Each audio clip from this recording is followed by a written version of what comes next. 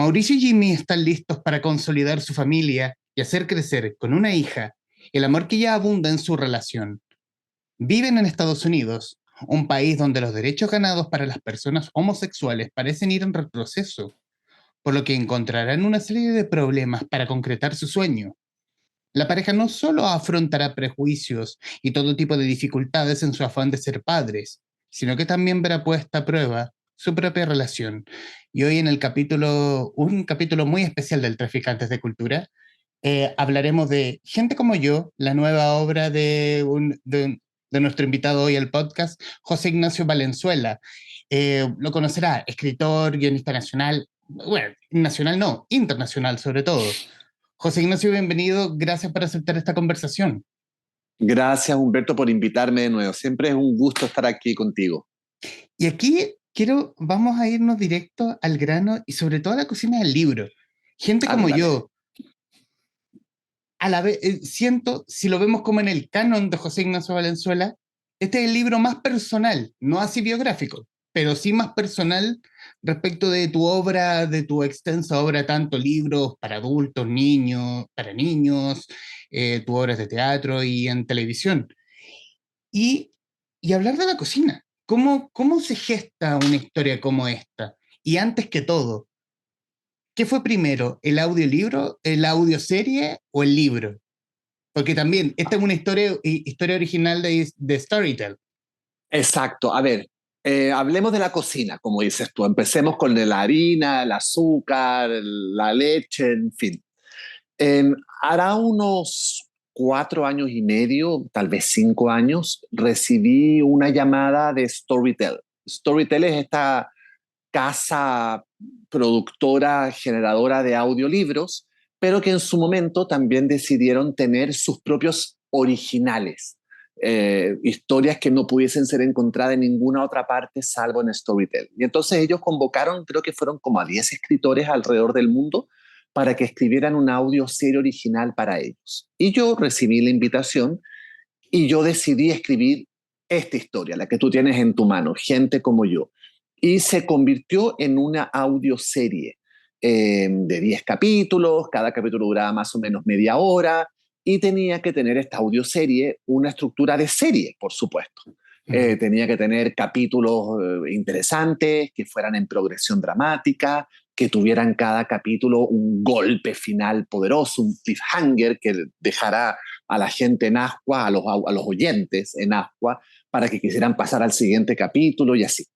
Y hará 4 años atrás, más o menos, salió a la luz Gente como yo en su versión audioserie, que fue un éxito enorme en los países de habla hispana donde la plataforma Storytel tiene presencia. A raíz de ese éxito grande que tuvo Gente como yo a nivel de audioserie, es que la misma Storytel decide sacar la versión en inglés de Gente como yo y sale en la audioserie People Like Me, la versión en inglés de Gente como yo, que también le fue muy bien y con esas dos versiones en español y en inglés, Gente como yo llegó literalmente al mundo entero a través de la plataforma Storytel. A raíz de todo eso, de todo el ruido que hizo la serie, tanto en español como en inglés, a raíz de todas las menciones que se hacía de la serie cada vez que venía el orgullo, el mes del orgullo, por ejemplo, en distintos países, es que recibo una llamada de Penguin Random House, que es mi casa editorial con la que llevo publicado muchísimos libros desde México, y recibo esta llamada desde México diciendo que querían publicar ahora la versión literaria de Gente como yo. Y así entonces como llega Gente como yo, ahora como una novela literaria, a las librerías y a tu mano. Excelente. ¿Y cómo fue esta introducción a las audioseries? Tengo entendido que es tu primera, esta es una primera incursión. La primera, yo no había hecho nunca una. De hecho, Storytel, por su lado, tampoco en español había hecho muchas audioseries. Era algo que estaba como recién empezando. Y de hecho, yo me acuerdo de haber hablado con Aranzazu Núñez, que era mi editora en Storytel en ese momento, que además es una muy querida amiga. Y le decía, ¿cómo se escribe una audioserie? ¿Cómo lo hago? Y yo no tenía idea cómo se hacía eso. Yo estaba al mismo tiempo estudiando series audiovisuales porque había recibido la llamada de Netflix para que empezara a hacerles una serie. Entonces estaba armando, planeando Ken mató a Sara. Entonces tenía en mi mente las estructuras de las series audiovisuales. Entonces fue un trabajo, te diría yo, súper artesanal, un trabajo súper intuitivo, donde no tenía muy claro cómo se hacía, pero así lo hice.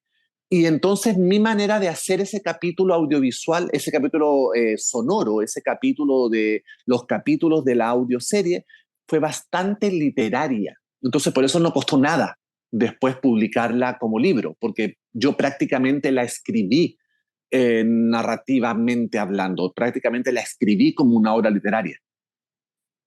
Y, y saltándonos de la audioserie, bueno, la historia estaba escrita. De alguna forma, ¿hubo alguna cierta adaptación de llevarla al libro? O como mencionas, la historia estaba lista, era como llegar, que lo viera un editor, tu editor en México, y de ahí salir a la luz.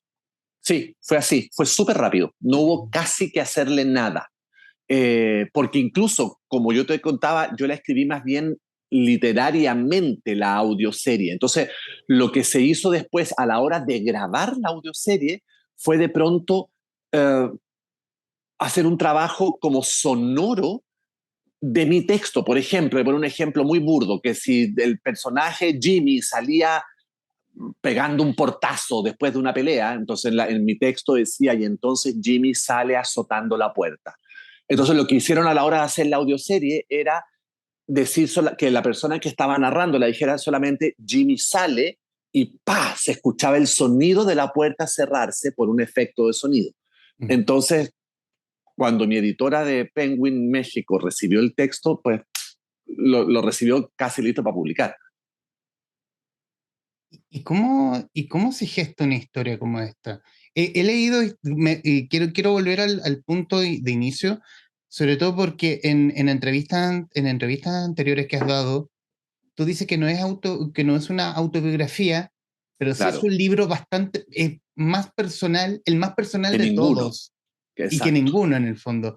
¿Cómo fue, de alguna forma, tomar eso, tomar ese hilo y de ahí contar esta historia?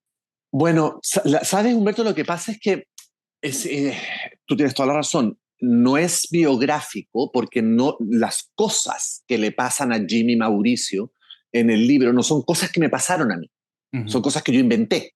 ujú. Pero al mismo tiempo yo de estar escribiendo la audioserie, mi marido y yo, Anthony y yo, estábamos atravesando por un proceso de adopción acá en Estados Unidos. Por lo tanto, cuando yo recibo la invitación de Storytel para escribir la audioserie y que mi editora de Storytel me dice, mira, quiero que me escribas una historia, ojalá algo polémica, contemporánea, yo le digo, mira, ¿sabes qué? La verdad, estoy en este momento con la cabeza en cualquier parte menos en el teclado de mi computadora porque estoy tratando de adoptar y eso es un trabajo gigantesco. Y me dice, bueno, escribe sobre eso, escríbeme sobre eso. Entonces yo fui en paralelo a Jimmy Mauricio, Anthony y yo estábamos transitando lo mismo, estábamos transitando por las mismas emociones y ahí es donde está lo más cercano a mí, ahí es donde podría radicar un poco, si tú quieres, lo autobiográfico.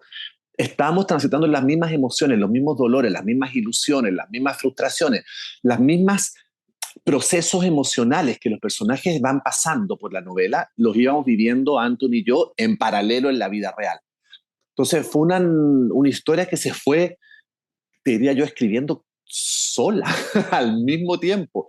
Y por eso es una historia que pasea por tantos géneros, porque de pronto tiene humor, tiene drama, tiene erotismo, tiene tragedia, tiene melodrama. Te paseas por todas las emociones porque eran las emociones por las cuales nos íbamos pasando nosotros. Ujú. Y en el punto, en la creación del personaje o de los personajes, eh, ¿cómo fue darle la psiquis a Mauricio Gallardo, que es la voz, que es la voz narradora de la historia? ¿O Sí, cómo fue darle la psicología a Jimmy? porque se notan muy distintos, pero a su vez en esa cosa distinta se complementan bastante bien uno al otro. Sí, bueno, eso es también bastante autobiográfico.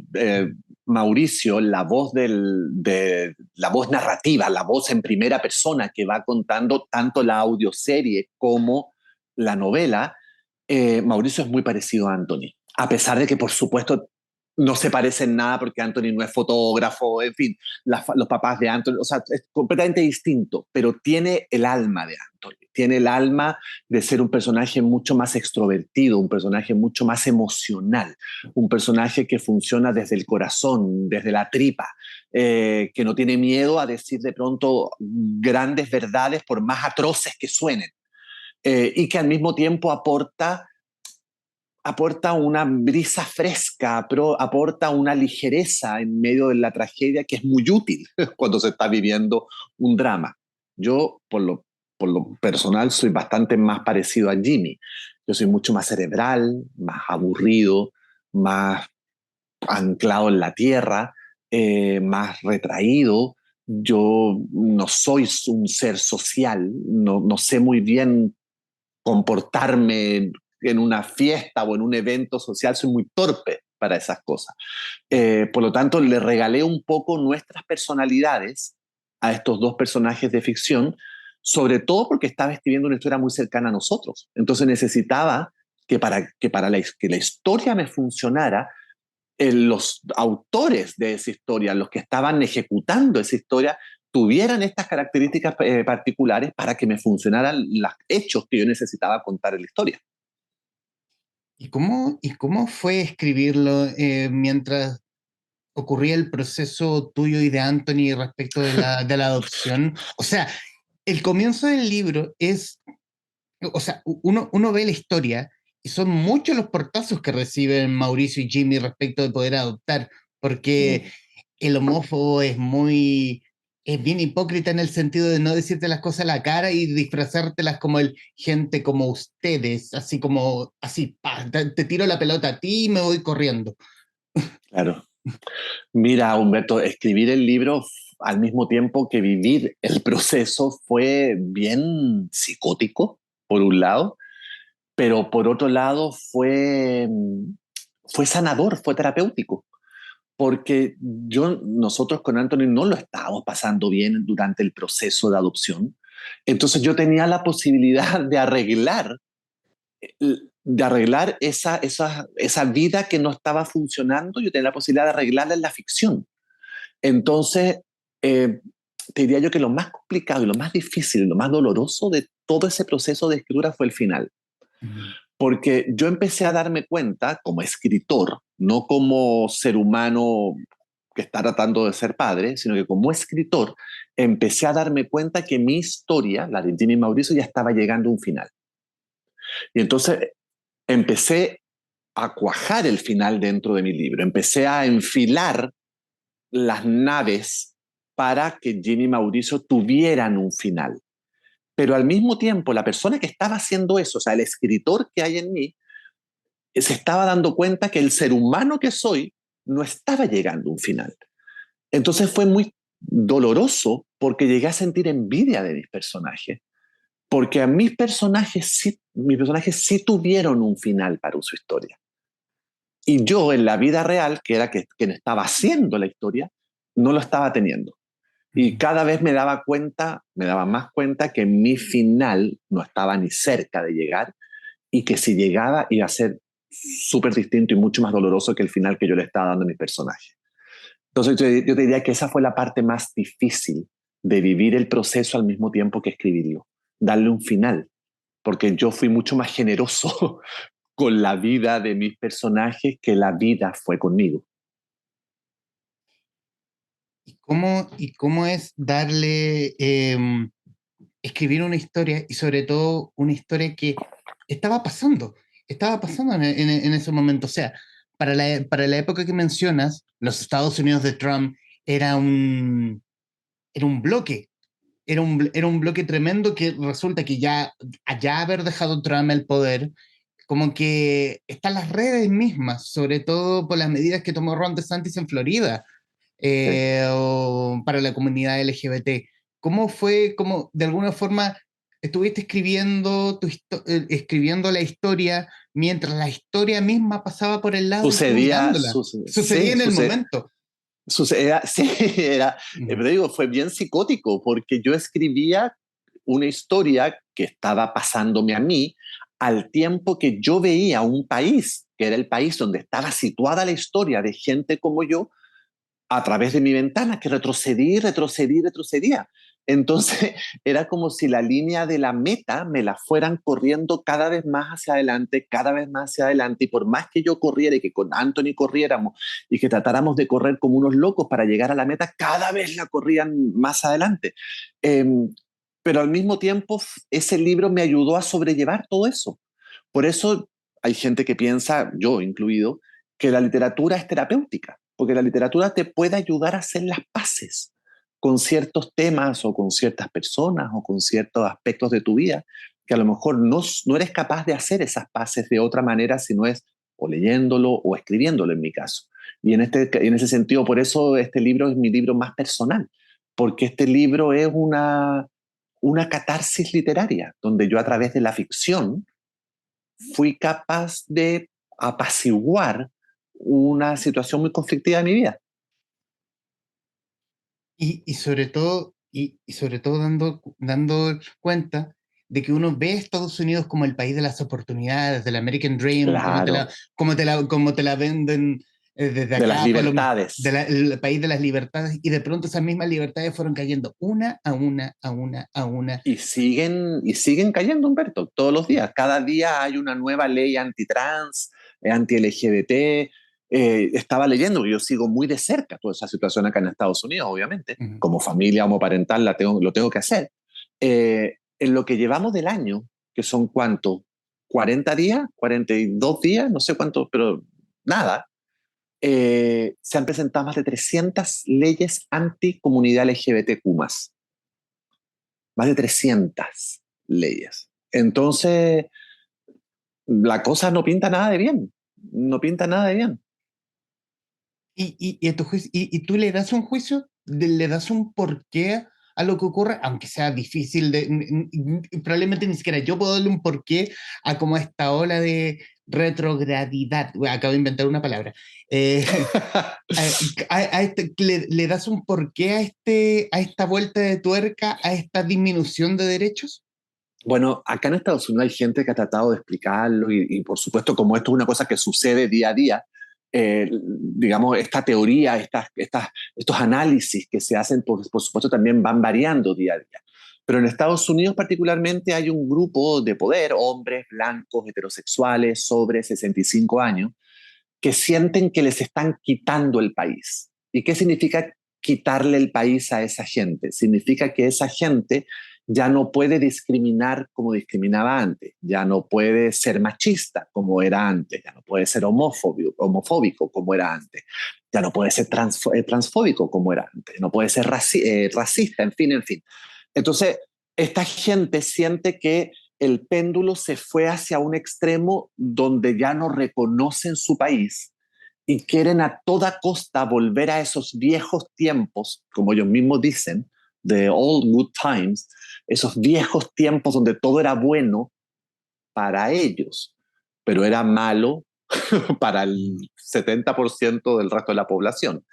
Entonces, esa gente con esta ambición de que el mundo de ellos se los están quitando, de que los inmigrantes les están quitando el país, de que los gays les están quitando el país, de que los trans les están quitando el país, de que los negros les están quitando el país, se están aferrando a enclaves de poder muy particulares, que son Cortes Supremas, Cortes Supremas estatales, la Corte Suprema Federal, digamos, salas de poderes judiciales muy particulares, y a través de eso están tratando finalmente casi de secuestrar a un país y de mantener a la fuerza o hacer como una suerte como de represa, de dique, para contener lo que es la evolución natural de un país que ya no se parece evidentemente al país que ellos quieren tener. Entonces, en esa lucha estamos, en esa pelea estamos. viendo en primera persona y aquí frente a mi ventana esta pelea titánica entre un sector muy reducido de la población, pero que tiene el poder para maniatar y secuestrar a un país entero. Esa dicotomía que algunos creen que, oh, ¿por qué no volvemos a la normalidad de antes? ¿Pero a la normalidad de qué? Lo mencionabas tú, donde algunos ganaban y los otros perdían, donde O los sea, la hombres normalidad, blancos... a qué normalidad volvemos? A la normalidad donde los negros no podían andar en autobuses, a la normalidad donde las mujeres no podían abortar y era permitido que el hombre tuviera muchas amantes, a la normalidad de donde a los gays los encerraban en manicomios, los metían a terapias de conversión, eh, a, a esa normalidad, ¿me entiendes? A esa normalidad es la que nos quieren hacer volver. Bueno, yo me niego, por supuesto. Hay una parte del libro donde hay como una, no sé si discusión o un palabreo entre Jimmy y Mauricio y donde Jimmy le hace ver eso. El punto, sobre todo cuando en la discusión de tener o no el hijo o hija que quieren, que desean, donde tener un ser humano criado por uno bueno, uno que arregle de alguna forma este desbarate en el que se ha convertido la humanidad. Eso fue una pelea, bueno, no una pelea, una Mm. discusión que tuvimos muchísimo con Anthony, por supuesto, muchísimo. Desde el momento mismo que decidimos ser padre y que, por supuesto, nuestra primera opción era adoptar, era un poco eso, era como vamos, en la medida de nuestras posibilidades, vamos a ayudar a alguien a que tenga una mejor vida de la que tendría. Vamos a ser padres de un niño o de una pareja de niños o de dos hermanos o tres hermanos incluso, estábamos dispuestos porque nos parecía lo más lógico y lo más ético. Así es como uno, o por lo menos como Anthony y yo vemos las cosas, para eso es que uno viene al mundo, para dejarlo mejor de como a uno lo recibió el mundo. Es lo que, si me pregunta a mí, qué me gustaría a mí poder cumplir en mi periodo de vida? Pues bueno, tratar de dejar al menos el mundo que me rodea a mí un poco mejor de lo que ese mundo me recibió a mí. Pero entonces pues venían las preguntas de, ok, pero estamos trayendo un niño a nuestra vida, a una vida complicada, porque somos dos hombres, y lo vamos a lanzar al ruedo en un mundo que parece ir para atrás, donde ese niño va a ser señalado. ¿Tenemos derecho a hacer eso nosotros con un niño? Mm. Eh, pero ¿qué es peor o qué es mejor? ¿Que siga en el Sename o que siga en un orfanato o que esté en nuestra casa a pesar de que va a tener que enfrentarse a esta discriminación? Entonces, es un debate sin fin, evidentemente, donde de pronto yo estaba por una postura y Anthony por otra, y después cambiamos, después estamos los dos al mismo tiempo, después estamos los dos opuestos. Fue un debate que duró años y que sigue siendo un debate en mi cabeza, por lo que presiento que seguiré escribiendo ciertas cosas con respecto a este tema, porque es mi manera de resolver las cosas escribiéndolas siempre. En una entrevista hablabas de que tú escribías cosas de lo que veías, lo que te molestaba, lo que te quejaba, Sí, y de alguna forma lo plasmabas o lo sublimabas en la escritura.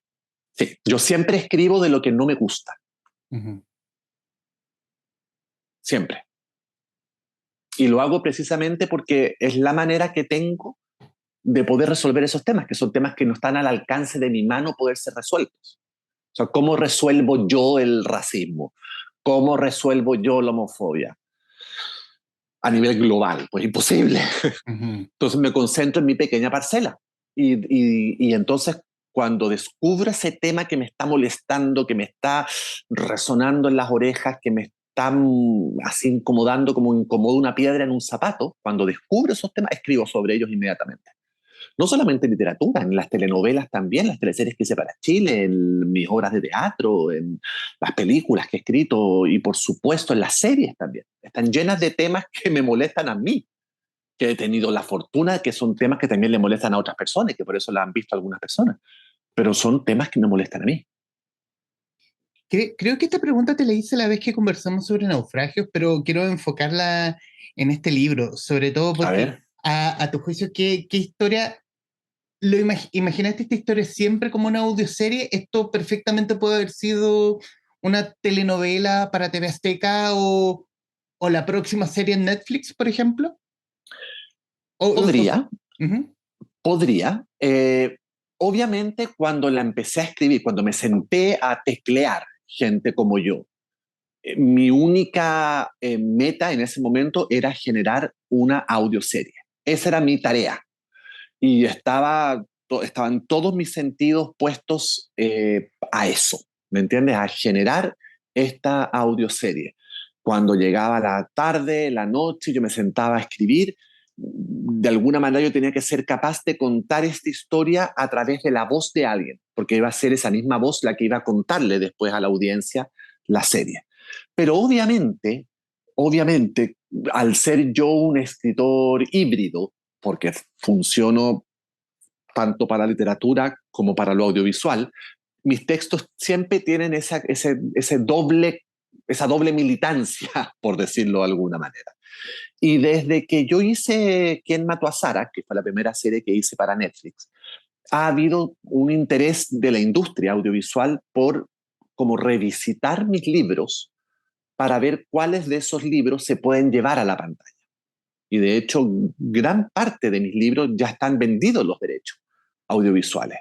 Y fue muy curioso, porque los derechos audiovisuales de gente como yo se vendieron apenas salió la audioserie, o al poquito tiempo de salir la audioserie. Ni siquiera había alcanzado, no estaba ni en planes sacar el libro, cuando ya se habían vendido los derechos audiovisuales. No tengo idea si se va a llegar a hacer algo audiovisual con gente como yo. Me encantaría. Sé que hay unos proyectos dando vueltas por ahí de gente como yo audiovisual, cosa que sería genial porque cerraría el círculo completo. Imagínate, primero como audioserie, después como libro y después como serie o película. Sería un sueño. Me encantaría. Y obviamente, no sé si yo pueda formar parte de algo audiovisual porque yo tengo un contrato de exclusividad con Netflix, pero obviamente trataré de estar lo más cerca posible de ese proyecto que se haga. Me encantaría. Estamos conversando en el Traficantes de Cultura con José Ignacio Valenzuela, autor de Gente como yo, editado por Suma de Letras, por parte de los amigos de Penguin Random House, grupo editorial. Quiero citar una parte del libro y conectarlo con una pregunta. Es respecto A ver, de la familia, así que, pero primero cito. Ese mismo día, Jimmy llevó a mis padres al aeropuerto. Nos despedimos en el hotel, donde yo iba a quedarme hasta el día siguiente, cuando llegara nuestro turno de subirnos a un avión para regresar a Miami. Mi mamá se fue llorando, hundida en el hombro de mi padre, que hizo esfuerzos sobrehumanos por no derramar un par de lágrimas. Se abrazaron con fuerza a mi marido. Le besaron ambas mejillas, le hicieron la señal de la cruz en la frente y le juraron amor eterno por cuidar tan bien de mí. A mí me hicieron prometer que jamás haría nada para molestar a Jimmy.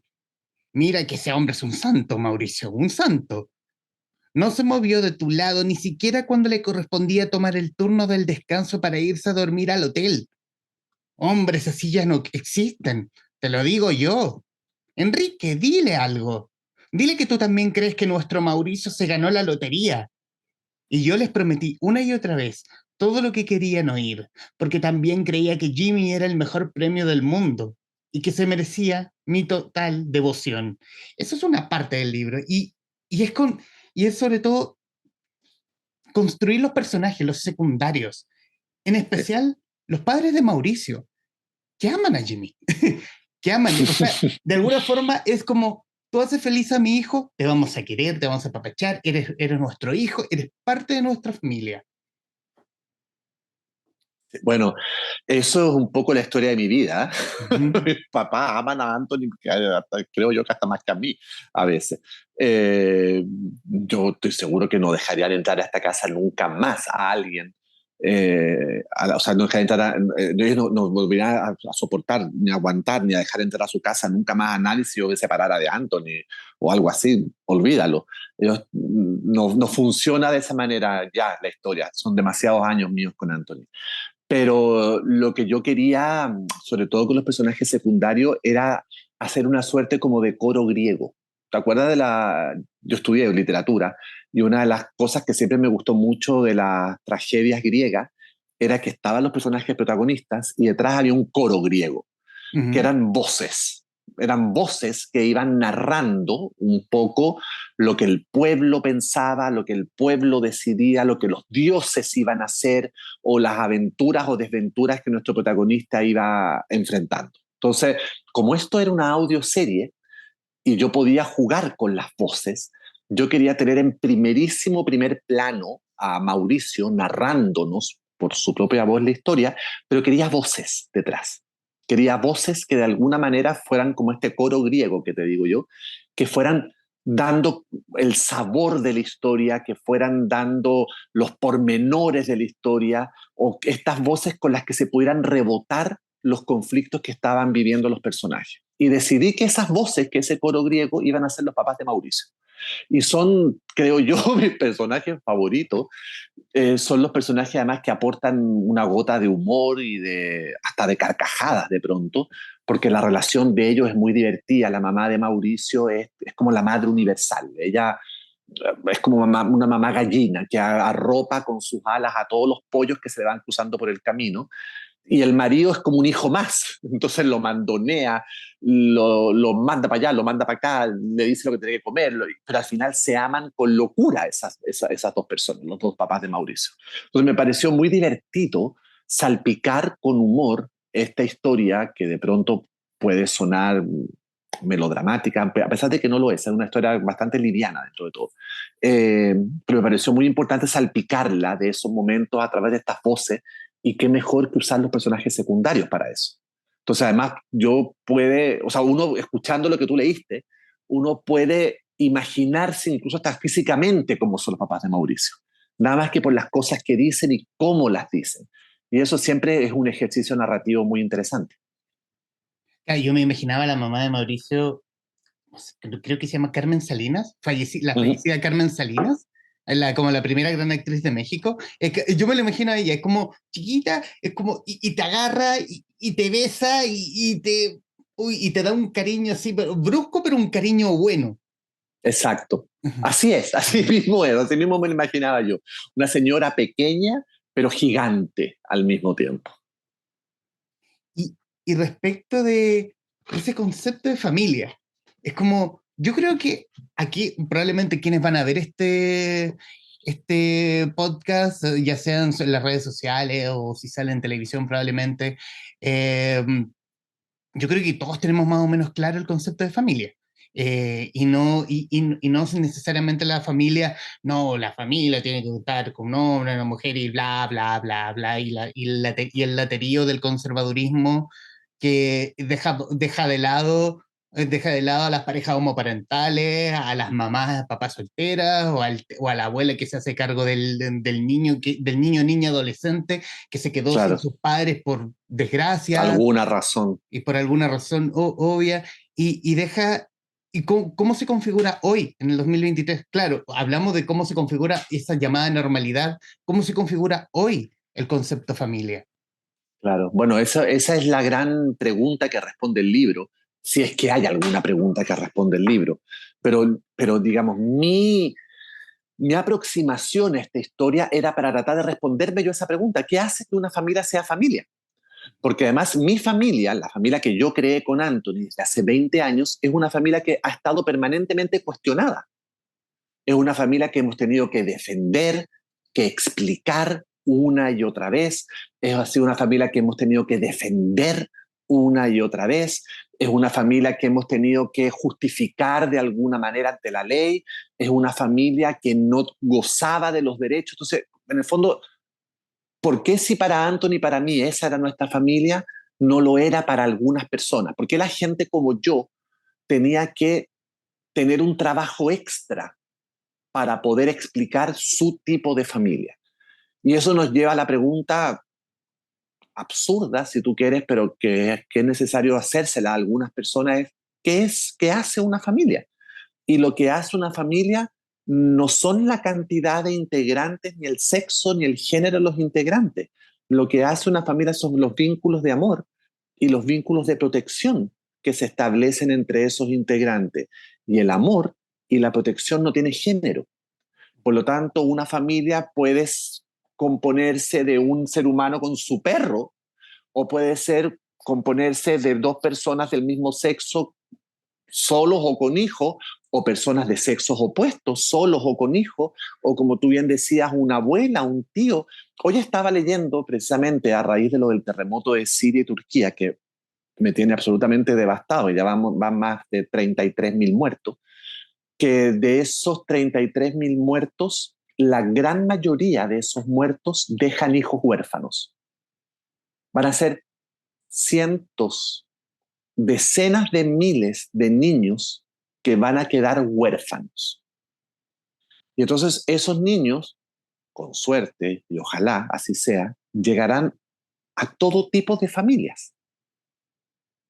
Entonces, qué absurdo es establecer arbitraria y rígidamente que hay un solo modelo de familia, la de un hombre y una mujer, cuando la vida te demuestra permanentemente que en su dinamismo necesita todo tipo de familias. Y si nos ceñimos a las estadísticas, por ejemplo en Chile, que son estadísticas que yo sigo permanentemente también, solamente el 33% de los niños que nacen en Chile forman parte de un hogar tradicional, de un hogar compuesto por papá y mamá, el 33%. Por lo tanto, la mayoría de los niños que nacen, de los niños y niñas que nacen en Chile, no llegan a una familia de un papá y una mamá. La gran mayoría. Solamente el 33%. Bueno, ¿y esas otras familias? Bueno, ahora por fin, desde hace un año tenemos en Chile ley de matrimonio igualitario y de adopción homoparental que, maravilla, nos hizo entrar al siglo XXI de las familias, por suerte. Pero hasta hace un año no. Y te aseguro que todavía hay gente en Chile que sigue reclamando por esa ley y que no tendría ningún problema, así como está pasando en Estados Unidos, empezar a cuestionar la validez de esa ley. Así que mientras eso suceda, pues yo espero que sigan apareciendo libros como este que hablen de esas otras familias que merecen tanto respeto y protección como las que supuestamente son las únicas válidas. Protegemos, protegemos a nuestras niñas de una maldad, a nuestros niños, niñas, adolescentes de una maldad que solo vemos nosotros. O sea, los niños no van a ver maldad si los adoptan dos hombres o dos mujeres. O sea, hay familias que se han constituido de esa forma y que no son parte de la opinión pública hasta que, oh, sorpresa, como dos mujeres en Concepción son madres de un puntaje nacional de la PSU. Recuerdo vago Sí, esa, que yo se me también me vino acuerdo que apareció así de pronto y todo el mundo con sorpresa. así como, wow, wow. Existen, existen.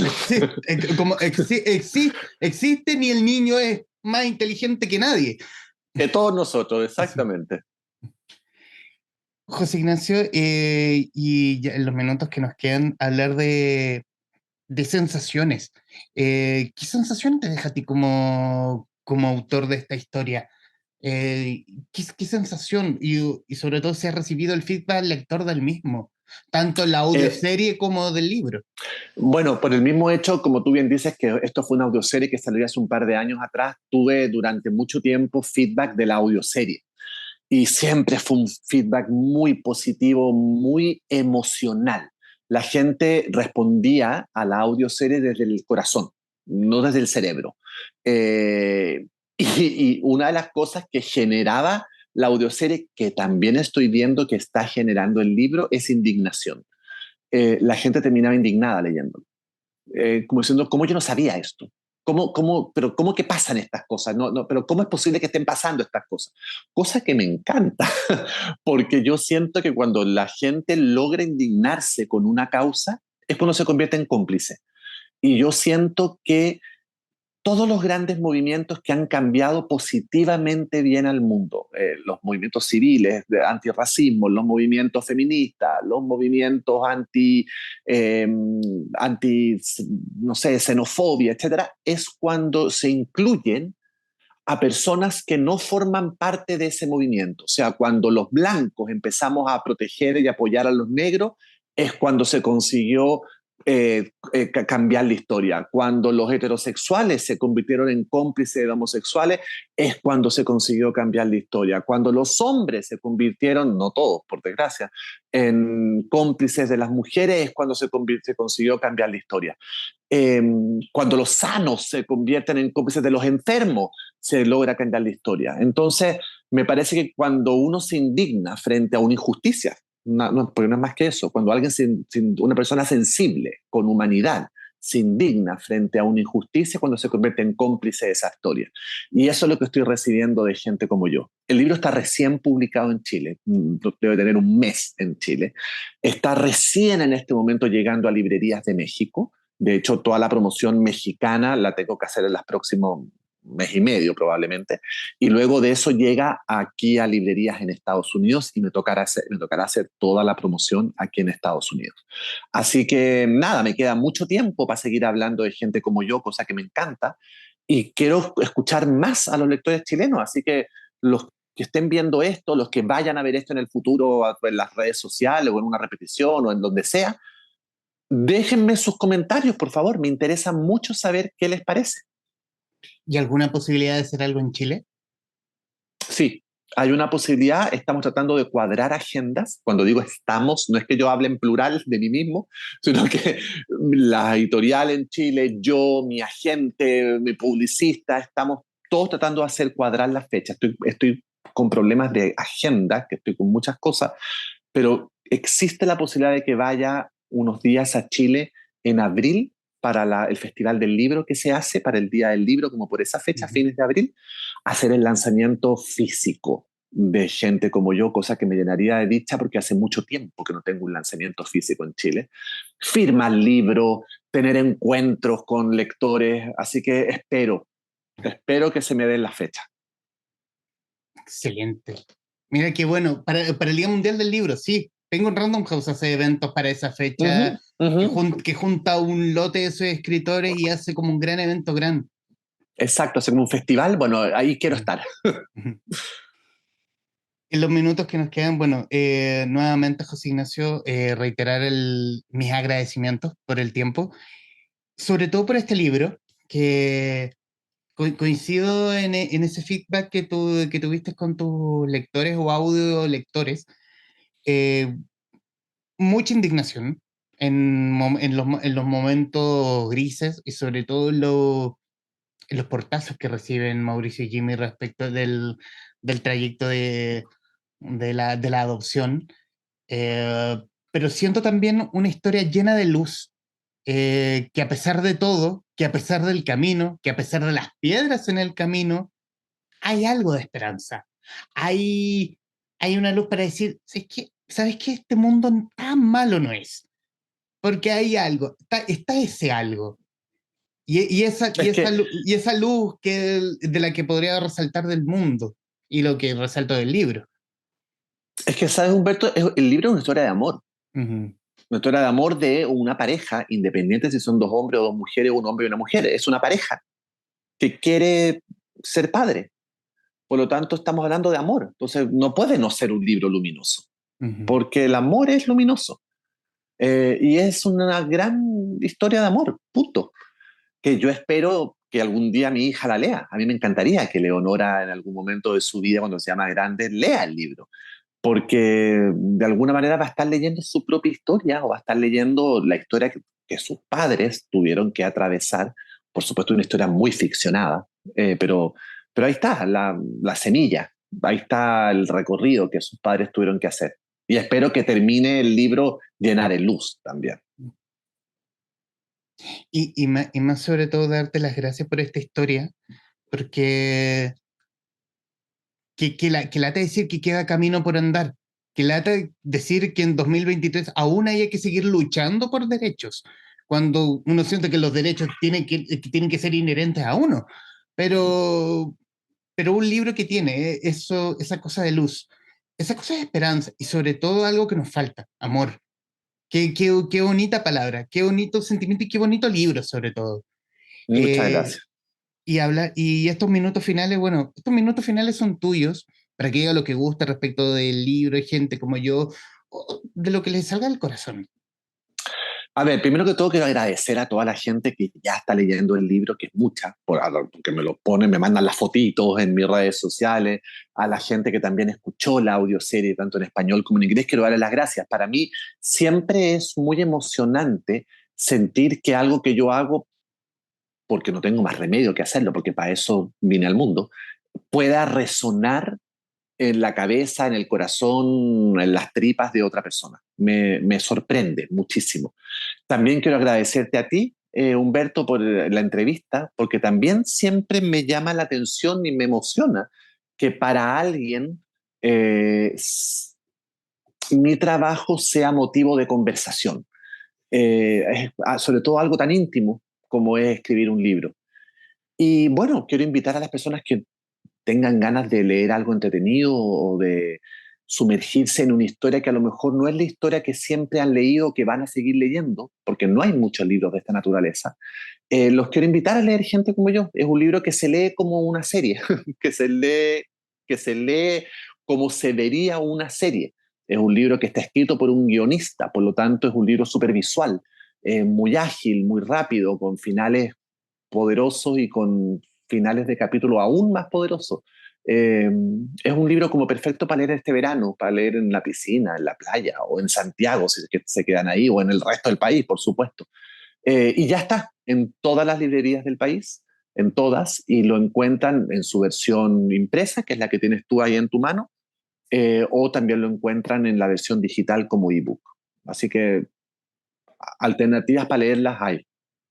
Y ya también están las bibliotecas públicas de Chile, por lo tanto, lo pueden sacar de ahí gratis. Gente como yo, escrito por nuestro invitado José Ignacio Valenzuela, hoy quien muy amablemente eh, charló con la guarida de los traficantes de cultura. José Ignacio, muchísimas gracias. Gracias a ti. Hasta el próximo libro, supongo. Hasta el próximo libro, o abril, probablemente. O abril, exactamente, o abril. O abril, vamos a estar atentos. José Ignacio, gracias. Y a quienes nos están viendo y escuchando, gracias por estar ahí. Adiós.